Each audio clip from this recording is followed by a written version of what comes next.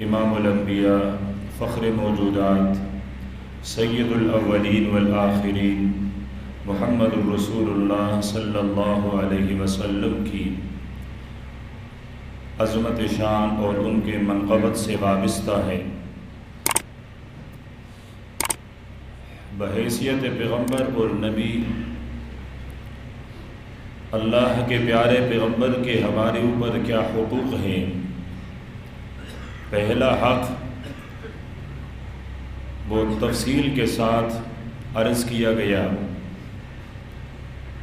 کہ وہ آپ صلی اللہ علیہ وسلم کی حقیقی اتباع اور تابعداری ہیں۔ امت پر رسول، نبی اور پیغمبر ہونے کے ناطے امت پر دوسرا اور سب سے بڑا حق آپ صلی اللہ علیہ وسلم سے محبت کرنا ہے۔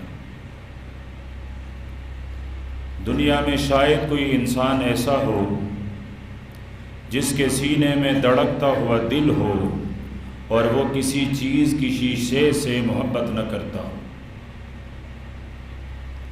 آج تک دنیا نے کسی بھی انسان کو ایسا نہیں دیکھا کہ جو کسی نہ کسی چیز پر فدا نہ ہو، کسی نہ کسی چیز کو اپنا محبوب نہ رکھتا ہو، کسی نہ کسی چیز کو اپنے دل پر اس نے حاوی نہ کیا ہو۔ جب تک دل ہے تو لازمی اور ضروری ہے کہ دل ربا میں تو کوئی ہوگا۔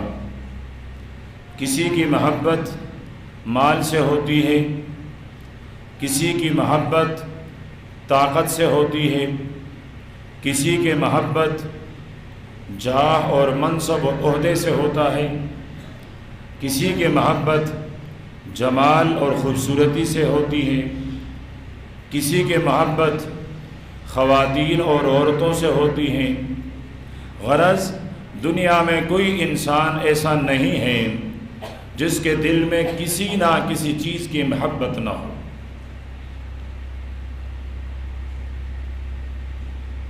مسلمان کو مسلمان اور مومن ہونے کے ناطے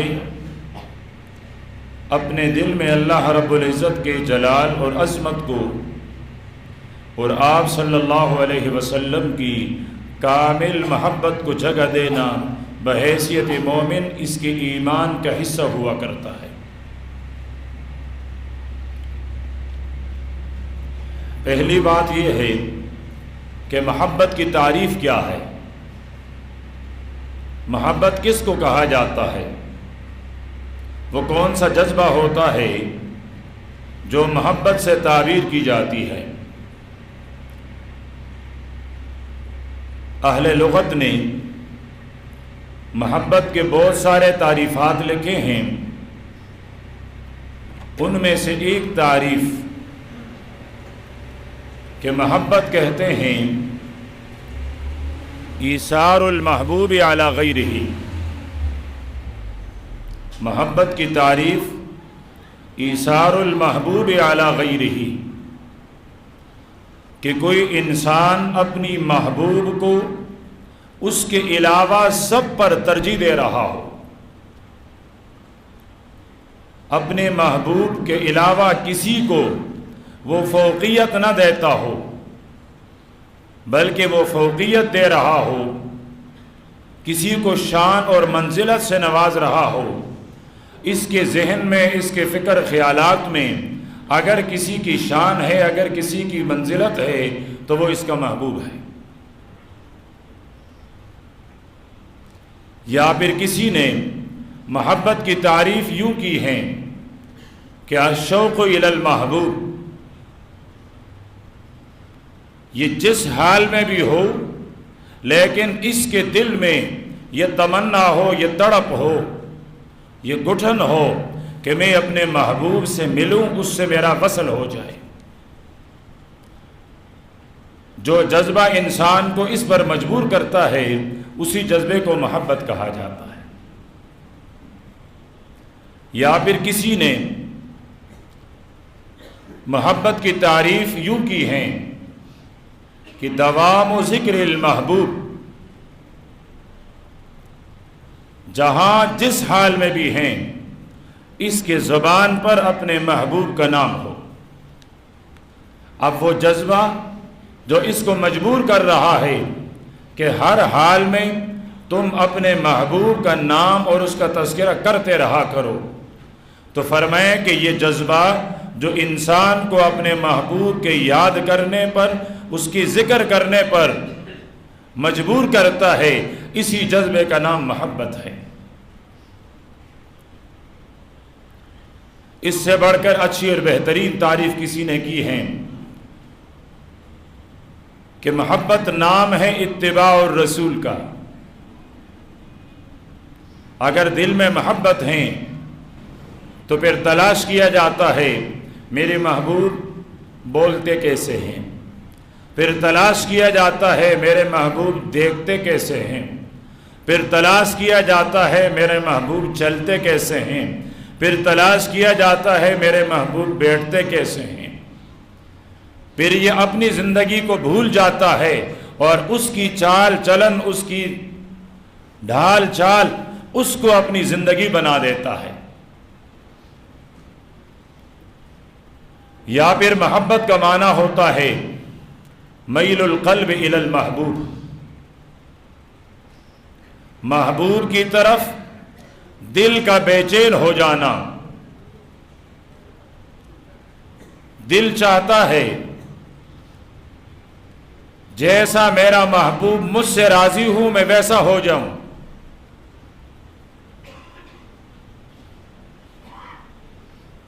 میں محبت کی ایک تعریف لے لیتا ہوں، بہت سارے اس کے علاوہ بھی ہیں، اور مجھے مقصود میرا محبت کی تعریف نہیں کرنا، میں اس تعریف پر ایک بنیاد رکھنا چاہتا ہوں۔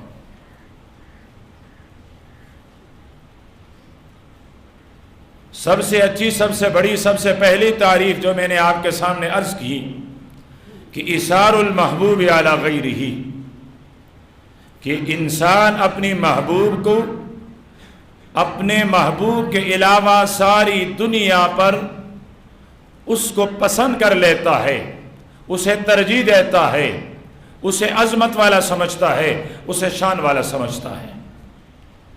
تو اگر میری اور آپ کی نگاہ میں میرا اور آپ کا محبوب پیغمبر میرا اور آپ کا محبوب ہیں، پھر ہم ساری دنیا کو ٹوکر ماریں، پھر ساری دنیا کو قربان کریں، اس لیے کہ ہم اپنے محبوب کے مقابلے میں کسی کو نہ کوئی منزلت، نہ کوئی شان، نہ کوئی منقبت، نہ کوئی منزلہ، نہ کوئی رتبہ، کچھ بھی حیثیت نہیں دیتے۔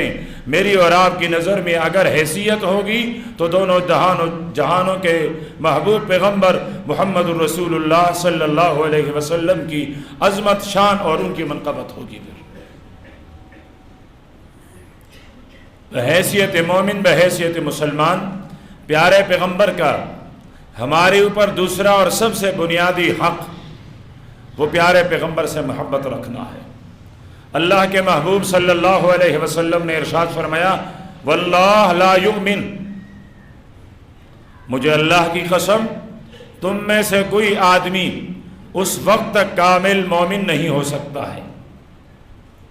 صحابہ کرام میرے پیغمبر کے مجلس میں بیٹھتے، بڑے توجہ سے بیٹھا کرتے تھے، لیکن جب میرے محبوب نے قسم اٹھائی،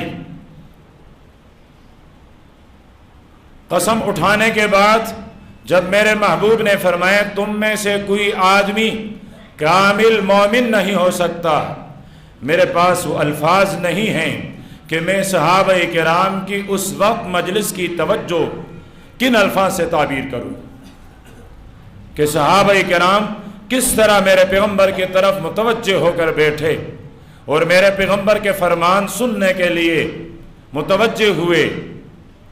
تو اللہ کے رسول صلی اللہ علیہ وسلم نے فرمایا حتی اکون احب الیہ من والدہ وولدہ والناس اجمعین، جب تک کہ میں عبداللہ کا یتیم، آمنہ کا لال، امام الانبیاء تمہاری نظر میں اپنی ذات سے، اپنے والدین سے، اپنی اولاد سے، کل جہاں سے سب سے زیادہ محبوب نہ بن جاؤں، تب تک تم میں سے کسی کا ایمان مکمل نہیں ہے۔ تم دعویٰ تو کرتے رہو گے کہ ہم مومن ہیں، تمہارا دعویٰ تو ہوگا ہم مسلمان ہیں، لیکن اللہ کے نبی نے فرمایا میں آمنہ کا لال تمہیں مومن نہیں سمجھتا، میں تمہارے ایمان پر مہر ثبت نہیں کرتا۔ کب؟ جب تک کہ ساری دنیا سے زیادہ تم مجھ سے محبت نہ کرنے لگ جاؤ، اس وقت تک تم کامل نہیں ہو۔ دربار میں حاضری ہو رہی ہے، واللہ کس کی حاضری ہو رہی ہے؟ جن کے متعلق میرے نبی نے فرمایا لو کان بعدی نبی لکان عمر، میرے بعد اگر میرے رب کسی کو نبوت کے درجے سے سرفراز فرماتا تو فرمایا خطاب کے بیٹے عمر کو نبی بنا دیتا۔ مجلس میں وہ آئے ہیں جن کے متعلق میرے نبی نے ارشاد فرمایا کہ حسنات عمر کعدد نجوم السماء، کہ عمر کی نیکیاں آسمان کے تاروں سے بھی زیادہ ہیں۔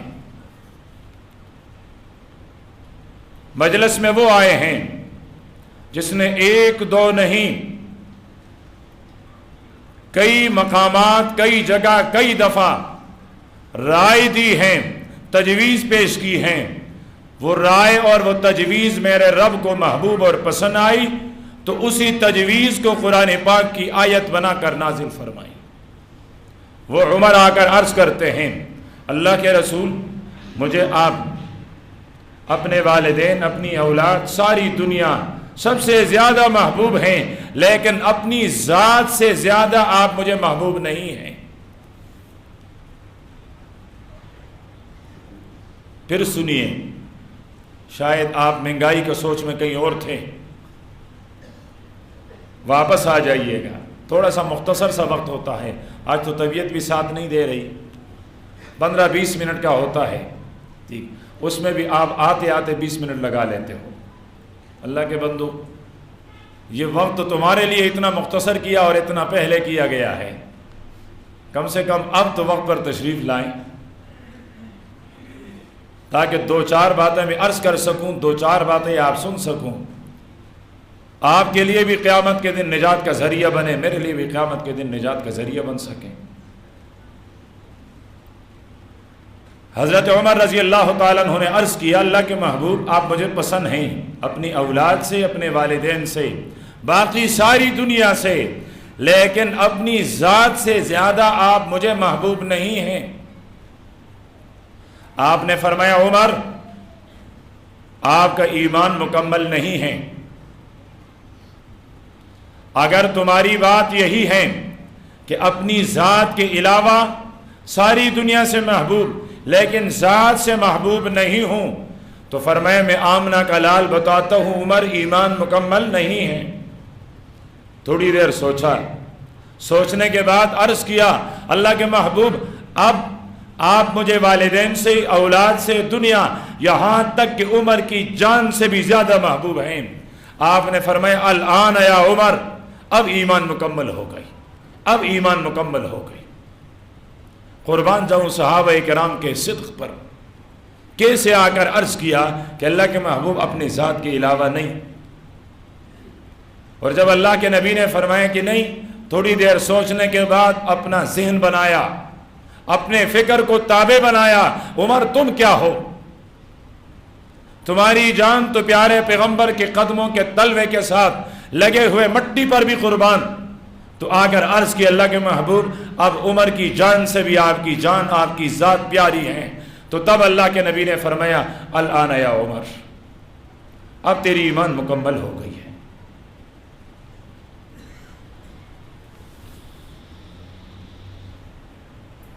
تو پیغمبر کا میرے اور آپ کے اوپر مومن ہونے کے ناطے، مسلمان ہونے کے ناطے یہ بنیادی حق ہیں، فرض ہیں کہ ہم اپنے پیغمبر سے سب سے زیادہ محبت کرنے والے بنیں گے، تو تب جا کر میرا اور آپ کا ایمان مکمل ہوگا۔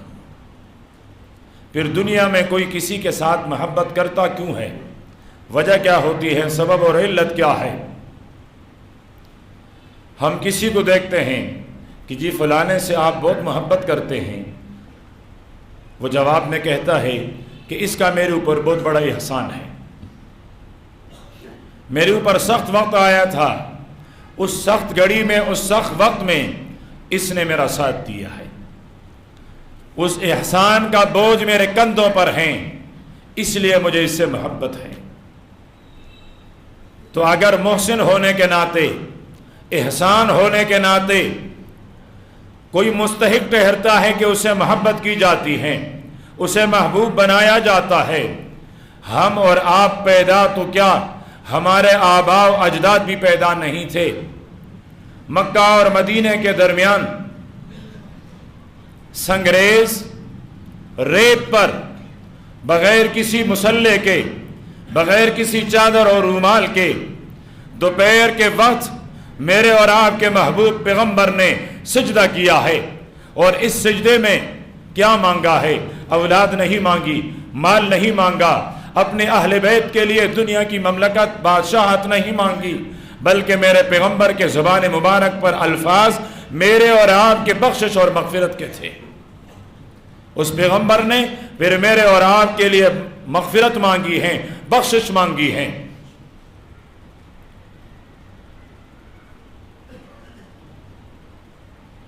اما جان سیدہ عائشہ رضی اللہ تعالی عنہا فرماتی ہیں، آپ صلی اللہ علیہ وسلم پر بخار کی شدت تھی، دنیاوی اعتبار سے آپ چند گھڑیوں کے مہمان تھے، میں نے محبوب کے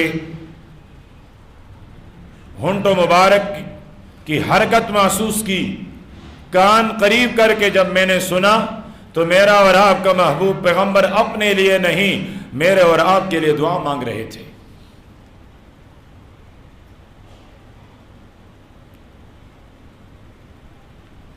اگر محسن ہونا، احسان کا ہونا یہ محبت کے لیے سبب بن سکتا ہے، پھر دنیا کے احسانات کیا ہے؟ میرے اور آپ پر پیارے پیغمبر کے احسانات اتنے ہیں کہ لا شمار ہیں، لا تعداد ہیں، شمار نہیں کیے جا سکتے ہیں۔ پھر تو حق بنتا ہے کہ ہم اپنے پیغمبر سے محبت کریں۔ کوئی کسی سے محبت کرتا ہے، اسے وجہ پوچھی جاتی ہے تو وہ کہتا ہے میرے محبوب کمالات کا مالک ہے، فلاں ہنر جانتا ہے، فلاں کمال جانتا ہے، فلاں خوبی ہے اس کے اندر۔ اگر میرے پیغمبر کے کمالات دیکھنے ہیں تو شیخ سعدی رحمۃ اللہ علیہ فرماتے ہیں بلغ العلا بکمالہ، بلغ العلا بکمالہ، فرمایا وہ اپنی کمالات سے صرف فرش پر نہیں، وہ تو علا تک پہنچا ہے، عرش معلیٰ تک پہنچا ہے۔ اگر کمالات دیکھتے ہو تو میں نظر آتا ہے میرا پیغمبر دائی حلیمہ کے ہاں بکریاں چراتا ہے، آگے آگے بکریاں، پیچھے پیچھے میرے محمد صلی اللہ علیہ وسلم۔ تو پھر یہ بھی دیکھیے گا کہ جب معراج کی رات میرے پیغمبر آسمانوں کا سفر کر رہے تھے تو میرے پیغمبر آگے آگے، جبریل آپ کے پیچھے پیچھے تھا۔ اگر کمال دیکھنا ہے تو پھر یہ کمال بھی دیکھیے، یہ میرے پیغمبر کا کمال ہے۔ تو اگر آپ کسی کے ساتھ اس کی کمال کی وجہ سے محبت کرتے ہیں، پھر تو کمالات کے بادشاہ کے ساتھ محبت رکھیں۔ کیا خوب کہا کسی نے کہ اگر دنیا عصائے موسیٰ کی وجہ سے حضرت موسیٰ علیہ السلام سے محبت کرتی ہے، اگر کوئی ید بیضاء کی وجہ سے حضرت موسیٰ علیہ السلام سے محبت کرتی ہے، اگر کوئی مردوں کو زندہ کرنا یا پھر حضرت یوسف علیہ السلام کی جمال کی وجہ سے ان سے محبت کرتے ہیں، فرمایا پھر یہ سارے کمالات تو تنہا میرے محبوب میں موجود ہیں، پھر اسے کیوں نہ محبت کی جائے۔ اور دنیا میں اکثریت محبت کیوں کرتے ہیں، کیوں کی جاتی ہیں؟ کہتے جی بڑا حسین ہے، بڑا جمیل ہے۔ تو تم نے تو حسین دیکھے، احسن نہیں دیکھا، تم نے جمیل دیکھے، اجمل نہیں دیکھا۔ کوئی کسی پر مر رہا ہے، کہتا ہے جی زلفیں بڑی اچھی ہیں. کوئی مر رہا ہے، کہتا ہے جی فلانے کی آنکھیں اس سمندر میں تیرنے اور ڈوبنے کو جی چاہتا ہے. کوئی کسی قد قامت پر مر رہا ہے تو فرمایا کہ اگر کسی کے حسن کی وجہ سے اسے محبت کی جاتی ہے تو پھر آئیے 1400 سال پہلے آپ کو مدینہ منورہ لیے چلتا ہوں، اور موازنہ کرنے والا کوئی اور نہیں، میرے اور آپ کے محبوب پیغمبر کا صحابی حضرت جابر بن سمرہ رضی اللہ تعالی عنہ. چاندنی رات کبھی چاند کی طرف دیکھتا ہے، کبھی میرے محبوب کے چہرے کی طرف دیکھتا ہے. کسی نے کہا جابر کیا دیکھتے ہو؟ عرض کرنے لگے موازنہ کر رہا ہوں. کیا موازنہ؟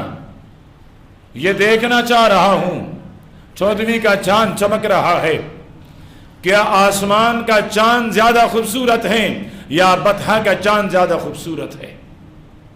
فرمایا جابر کس نتیجے پر پہنچے؟ فیصلہ کیا کیا؟ قسم اٹھا کر حضرت جابر بن سمرہ نے عرض کیا کہ واللہ اس ذات کی قسم جس نے زمین و آسمان کو پیدا کیا، جس نے محمد عربی کو میرے لیے نبی اور رسول بنا کر مبعوث فرمایا، یہ بطحا کا چاند، یہ مدینے کا چاند آسمان کے چاند سے بھی زیادہ خوبصورت ہے. آخری بات عرض کر دوں، مجھے واقعی یاد آیا، وقت بھی مختصر ہے.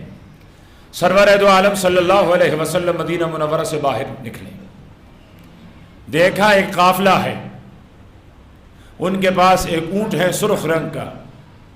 آپ صلی اللہ علیہ وسلم کو یہ اونٹ پسند آیا. آپ نے قافلے والوں سے پوچھا اس اونٹ کو فروخت کرو گے، بیچو گے؟ انہوں نے کہا کتنے کا بیچو گے؟ اتنے میں بیچیں گے. سودا طے ہو گیا.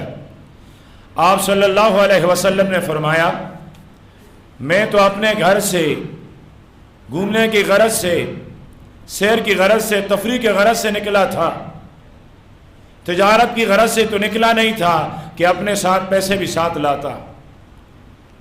اب یہ اونٹ لے جا کر پھر میں اپنے کسی خادم کے ہاتھ تمہارے اس اونٹ کی قیمت بیچ دوں. انہوں نے کہا منظور ہے. آپ صلی اللہ علیہ وسلم نے اونٹ کی نکیل پکڑی، چل رہے ہیں، یہ بھی دیکھ رہے ہیں. آپ صلی اللہ علیہ وسلم نظروں سے اوجھل ہوئے. اب ان کو ہوش آیا. ایک نے دوسرے سے پوچھا اس آدمی کو تم جانتے ہو جو ہمارا اونٹ لے کر گیا؟ اس نے کہا میری ساری توجہ تو اس بات پر تھی کہ یہ اونٹ کا خریدار ہمارے ہاں جب پہنچا ہے اس وقت سے لے کر ہمارے ہاں سے جدائی تک جب بھی اس کی زبان کھلی ہے، اس کے ہونٹوں مبارک سے اگر کوئی الفاظ نکلے ہیں، میں نے دیکھا الفاظ نہیں تھی، وہ تو نور کے کرنیں تھی. میں تو اس میں بہوا تھا، میں نے تو دیکھا ہی نہیں، میرا تو خیال بھی نہیں تھا کہ کون ہے. دوسرے سے پوچھا کہ آپ تو جانتے ہوں گے، آپ پہچانتے ہوں گے. اس نے کہا جب سے یہ یہاں پہنچا ہے باتیں کرتے ہوئے جب یہ مسکراتا ہے تو اس کی مسکراہٹ کی چمک وہ سامنے پہاڑ پر لگتی تھی اور وہاں اس نور میں، اس چمک میں اس کا عکس نظر آیا کرتا تھا. میں تو اس میں مہوا تھا، میں تو وہ دیکھ رہا تھا. تیسرے سے پوچھا آپ نے تو غور کیا ہوگا یہ آدمی کون تھا جو ہمارا اونٹ لے کر گیا؟ اس نے کہا میں تو ان کی زلفوں کی زیارت کر رہا تھا، میں تو ڈوبا ہوا تھا. یہ زلفیں میں نے آج تک کسی انسان کے نہیں دیکھے ہیں. مجھے لگ رہا تھا یہ کوئی فرشتہ ہے جو زمین پر اترا ہے. میں تو اس کے زلفوں کی چمک میں ڈوب گیا تھا. اگلے سے پوچھا آپ نے تو دیکھا ہوگا. اس نے کہا اس کی آنکھیں اتنی خوبصورت اور اتنی باروک تھی کہ میں اس کی آنکھوں کو دیکھتا رہا. یہ پیشمان ہوئے کہ ہم میں سے کسی نے نہیں پہچانا. تو جس کا اونٹ تھا وہ کہنے لگا یہ کوئی آدمی تھا جو ہمارا اونٹ لوٹ کر ہم سے چلا گیا، خاکم بدہم، گویا کہ اس نے ہمیں دھوکہ دیا، اپنے حسن سے ہمیں مرعوب کیا اور ہمارا اونٹ لے کر چلا گیا۔ خیمے کا پردہ ہٹا، اندر سے سردار کی بیوی کہنے لگی چپ ہو جاؤ، تمہارے اونٹ کی جو قیمت ہے میں تمہاری ضامنہ ہوں، میں قیمت ادا کروں گی۔ انہوں نے معذرت کی کہ ہمیں پتہ نہیں تھا کہ آپ ان کو جانتی ہو، اگر آپ جانتی ہو تو کوئی بات نہیں، آ جائے گا۔ وہ سردار کی بیوی کہنے لگی میں بھی نہیں جانتی، میں نے بھی آج پہلے دفعہ دیکھا، لیکن جب تم باتیں کر رہے تھے میں نے ان کی باتیں سنی، میں نے پردہ توڑے سے سرکایا، میں نے اس کا چہرہ دیکھا، واللہ میرے دل نے گواہی دی کہ ایسا باروب، ایسا باوقار، ایسا حسین اور جمیل چہرہ آج تک مجھ سردار کی بیوی نے اور اس کی آنکھوں نے کبھی نہیں دیکھا۔ مجھے اس کے چہرے کی لمانیت پر، مجھے اس کے چہرے کے حسن اور جمال پر اعتماد ہے کہ یہ آدمی مجھ سے دھوکہ نہیں کرے گا، یہ ضرور واپس آئے گا۔ اتنے میں دیکھا دو خادم پہنچے، ان کے پاس کھجور کے بھرے ہوئے ٹکڑے ہیں، یہ لے لیں، یہ ہمارے سردار نے تمہاری مہمان نوازی کے خاطر عطا کیے ہیں اور یہ اس کی قیمت ہے، یہ قیمت بھی لے لیں۔ اس نے پوچھا وہ تمہارا کیا لگتا ہے؟ انہوں نے کہا ہم ان کے غلام ہیں، وہ ہمارا آقا ہے، قیمت ہم بعد میں لیں گے، کھجورے بھی بعد میں کھا لیں گے، پہلے یہ بتاؤ اس سردار کا حجرہ، اس سردار کا ڈھیرا کہاں ہے؟ انہوں نے کہا آؤ، وہ سامنے جو کھجوروں کی باغات اور جھنڈ نظر آتی ہیں اس کے برابر میں اس سردار کا یہاں ان کا حجرہ ہے، یہاں ان کا ڈیرا ہے۔ امام زرقانی رحمۃ اللہ علیہ نے لکھا ہے یہ پورا قافلہ اسی وقت اٹھا اور سیدھا مدینہ منورہ مسجد نبوی حجرہ عائشہ کے پیچھے ایک جگہ ہے جہاں بھی لوگ وقت کی صورت میں آتے یہاں بیٹھا کرتے تھے، یہ سیدھا یہاں پہنچے۔ سرور دو عالم صلی اللہ علیہ وسلم حجرے سے نکلے، انہوں نے کہا سردار ہمیں بھی اپنے غلامی میں قبول کیجئے، ہم بھی آپ کا غلام بننا چاہتے ہیں، ہمیں بھی اپنا غلام بنائیے۔ آپ کس طرح کسی کو اپنا غلام بناتے ہیں؟ سرور دو عالم صلی اللہ علیہ وسلم نے کلمہ توحید اور کلمہ شہادت پڑھوایا، یہ دامن اسلام سے وابستہ ہوئے۔ اگر کسی کی جمال سے، کسی کی خوبصورتی سے متاثر ہو کر اس سے محبت کرتے ہو تو آئیے، پھر ایک قبیلے کا نہیں، علاقے کا نہیں، 10-20 آدمیوں کا نہیں، زمین و آسمان، مشرق و مغرب، شمال اور جنوب، اس بڑے کائنات میں میرے پیغمبر جیسا حسین کوئی بھی نہیں ہے، پھر آئیے اس حسین اعظم اس سے محبت کیجئے۔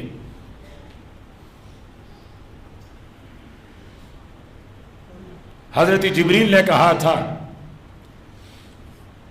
آفاقہ گردیدام محربتا ورزیدام بیسیار خوباں دیدام، لیکن تو چیزیں دیگری۔